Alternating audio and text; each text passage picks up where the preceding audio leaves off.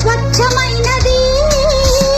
మమకారమే ఈ లాలి పాటగా రాసేది హృదయమా ఉమాదేవిగా శివుని అర్ధభాగమైనాలోన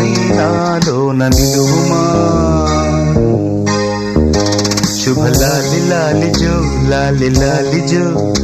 ఉమాదేవి లాలి జో లాలి లాలి